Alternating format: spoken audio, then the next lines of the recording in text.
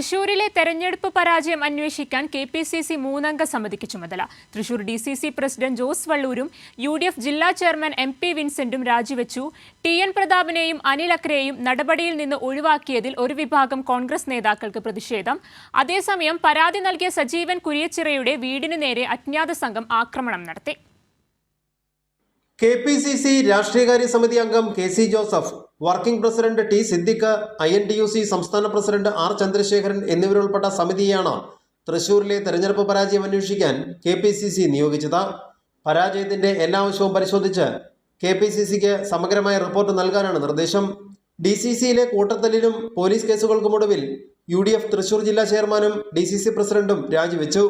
KPCCയുടെ അന്ത്യശാസനത്തെ തുടർന്നാണ് രാജി. DCC president സ്ഥാനം രാജിവെച്ചതായി ജോസ് വള്ളൂരും ജില്ലാ UDF ചെയർമാൻ സ്ഥാനം രാജിവെച്ചതായി MP വിൻസെന്റും തിങ്കളാഴ്ച DCC യോഗത്തിൽ അറിയിച്ചു. DCCയിലെ കൂട്ടത്തലുമായി ബന്ധപ്പെട്ട ജില്ലാ കോൺഗ്രസ് കമ്മിറ്റി ഭാരവാഹികളായ സജീവൻ കുരിയച്ചിറ, ML ബേബി എന്നിവരെ അന്വേഷണ വിധേയമായി സസ്പെൻഡും ചെയ്തിട്ടുണ്ട്. തൃശൂർ DCC അധ്യക്ഷന്റെ താൽക്കാലിക ചുമതല VK ശ്രീകണ്ഠൻ MPക്ക് നൽകിയതായി KPCC വാർത്താക്കുറിപ്പിൽ അറിയിച്ചു. DCCയിൽ കൂട്ടത്തല്ലുണ്ടായതിനെ തുടർന്ന് AICC ഇടപെട്ടതാണ് നടപടികൾ വേഗത്തിലാക്കിയത്. അതേസമയം ജോസ് വള്ളൂരിനും MP വിൻസെന്റിനുമെതിരെ മാത്രം നടപടിയെടുത്ത TN പ്രതാപനെയും അനിൽ അക്രയെയും ഒഴിവാക്കിയതിൽ കോൺഗ്രസ് പ്രവർത്തകർക്കിടയിൽ വലിയ പ്രതിഷേധവുമുണ്ട്. കൈരളി ന്യൂസ്, തൃശൂർ.